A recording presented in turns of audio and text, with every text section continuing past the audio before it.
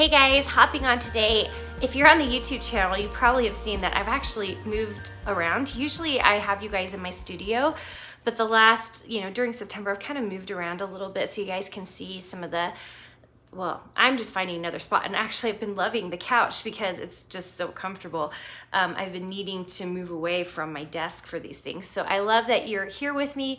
If you're on the YouTube channel or the Make and Design podcast, which both of these are on, if you like one, make sure and subscribe. And if you want to see me on either or, please subscribe. I think it's fun to be able to talk to you guys and for you guys to see me on camera and see what I look like and how I'm like moving my arms around because I can't stop, because I'm so excited about what I'm talking about. And if you are on the podcast is just extremely convenient because it's on the go, right? So you can easily listen to it while you're in the car or picking up kids or whatever, in the hopes that you can move forward as a designer. So today we're actually digging into negative space. Usually I'm talking to you guys about strategies and about business, but today I just wanted to talk to you about negative space because I don't think we talk about it enough as designers. We're so fixed on creating the flowers in our patterns, creating the silhouettes of whatever we're creating, that we're not spending a lot of time talking about shape. And recently I was talking to a couple of my designers and showing them the process of how I designed a damask. So this damask for Ciao Bella, which is coming out in November, by the way, you guys. So if you love fabric, make sure and check out Ciao Bella. It's coming out in November and it will be in shops everywhere. But the damask, it started out and there was it was like pointier and it kind of ended in a teardrop. And it felt really, the form felt a little bit jagged and strong.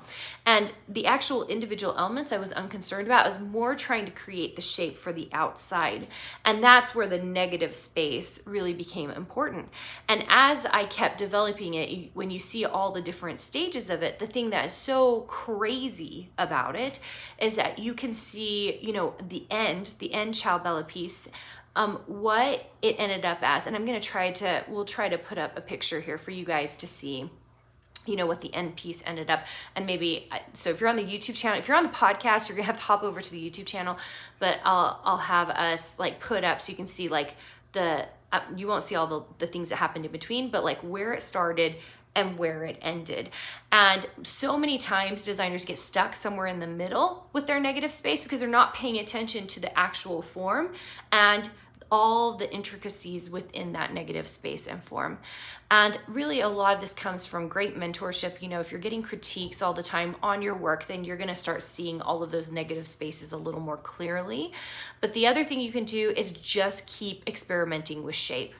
Shape matters more than just about anything in design. If you can start really creating wonderful shapes, even your shapes of maybe your roses or your flowers, the outside shape is actually the most important because your eye's drawn to it and you're kind of paying attention to that.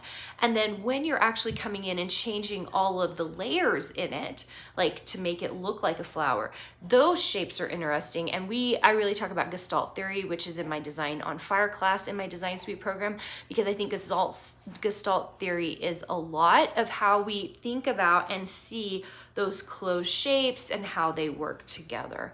And that's just great design theory. So negative space is more important than you think. And this is mostly a reminder today to pay attention to the negative shapes that you're using in your design work.